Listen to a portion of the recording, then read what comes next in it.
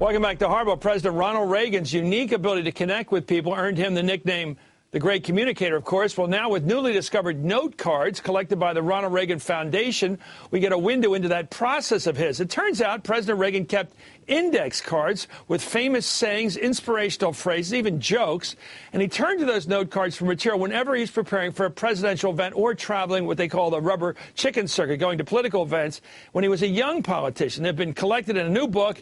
This guy's the best. Doug Brinkley, the best historian around. He's got Reagan's private collection of stories and wisdom. He's the editor. I'm also joined by political commentator and author of My Father at 100, a great book. Out in the bookstores right now, Ron Reagan. Doug, you always do it. You obviously have the trust of the Reagan people to get this incredible foxhole of information. How did you find out that Reagan had stored away these notorious 3x5 cards that Tip O'Neill used to always go after him for? Well, I edited Ronald Reagan's White House diaries, and I was stunned when to see President Reagan wrote a diary every day. That book did well. For the centennial of the Reagan Library, they were trying to open up the exhibition space more. And these, I had been asking about them. Everybody's always asked whatever happened to the note cards, and it sort of was a eureka moment in these brown boxes in the basement of the archives there. They opened them, and there they all were. They actually were in President Reagan's desk when he died, and people having to do a burial simply grabbed the cards, boxed them up as sort of the ex-president's personal belongings, and nobody had gone through them. So it was quite astounding to see them all, and it's really fascinating. It's like a puzzle game because you can start matching some of the cards to speeches. And the cards began in the 1950s with GE, and they continued through his presidency. Well, let's take a look at one of them. You've got an actual one in hand here. It's in the president's handwriting. The card is categorized under one-liners, and one of those reads, quote, "Keeping a budget balanced is a lot like preserving virtue. You have to learn to say no." Let's take a look at the card. It's up on the screen, I guess, now. But Ron, the problem with that is that your dad didn't balance the budget. He had the card for it, yes, but then he had big deficits. But not the policy, apparently. No, I can remember these cards from when I was a child. I used to pester him when he was at his desk a lot, you know, trying to get him to come out and play football or something. And he would be sitting often writing a speech or making notes on these cards. He used the 3x5 cards because they could slip, as you just saw there on a clip, I think, they could slip into the side pocket of his sports coat or a suit jacket. Yeah, there it is. And he didn't have to carry a speech around with him. He could just pull them right out of his pocket. He would write his speeches on these cards too. He had his own personal shorthand. But when I knew the card collection, they weren't nicely arranged in a little binder like that. He just wrapped them in rubber bands and tossed them into a drawer of his desk.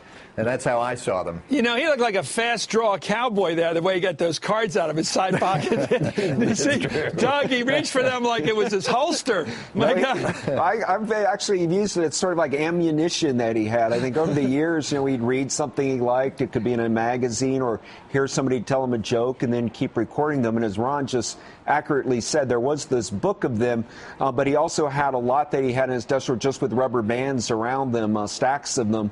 And I think he'd rifle through if he knew he had a speech that he was going to give to a group of firemen, let's say in California, and he had a joke, something about a fireman joke, he knew would rifle through, get it, stick it in that pocket and have that extra joke. And it's what I think all politicians speak as what you call the rubber chicken circuit, but Reagan was good at it. It's because he always delivered some humor and a couple of poignant moments in those speeches, and people ended up liking hearing Reagan talk. Ron, you and I know this from all your career in dance and everything else in this kind of business, that it's all practice. And I think, didn't he get a tremendous run out there on the sort of the burlesque circuit by doing all those GE speeches all those years in the 50s? Oh, he knew how to talk yes. to regular guys and women.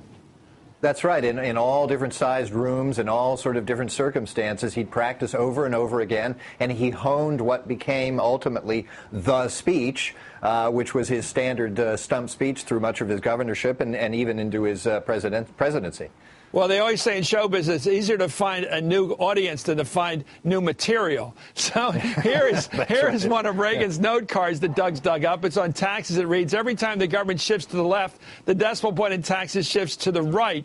Ron, I got to get back to you and then to Doug. Did he really believe if you lowered the tax rates, the government made more money?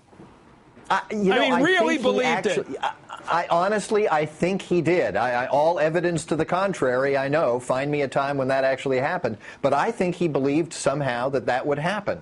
Was this like the forward pass in the new Ron? Was this the forward pass of the Newt Romney book? Newt Romney, Newt Romney Yes. movie.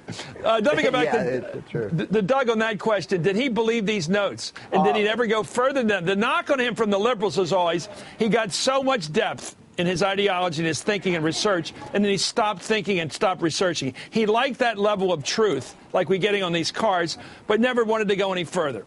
I got the feeling it's what President Reagan, what he read. If he had read Whittaker Chambers' book, he found something he liked in it that he could put into his own persona, he'd take it. He'd read Thomas Wolfe novel. A lot of people get a lot out of Look Homeward, Angel. He would pick something that he thought he could use in his speech. Yeah, don't you do that? Yeah, you do, and he controlled his game very well. I mean, remember, we had Watergate with people that were thought of that tapes and electronic devices were smart. Note cards that you could keep in your desk and a diary book that you could control looks pretty good from a historical perspective. It's also going to be, it's physically more interesting than emails that we're going to be getting these days. Well, Ron, I am a great underliner. I can't read a book without a pen. Yeah. And by the way, Doug, guess who read Witness and loved that book? Who? Tip O'Neill. Oh, did he? Blew my socks up one time. He starts talking about the Whittaker Chambers book. I know he's a liberal, but, you know, the difference between a liberal and a leftist is they thought that Alger Hiss was guilty. Liberals. It was the leftists that never bought it, the Navaskis of the world. The Arthur Schlesingers and the Galbraiths knew he was guilty. Nixon nailed that guy. Anyway, thank you, guys. Hey, the book is called The Notes by Douglas Brinkley. Great editing there, great find. Thank you, Ron, as always, my colleague.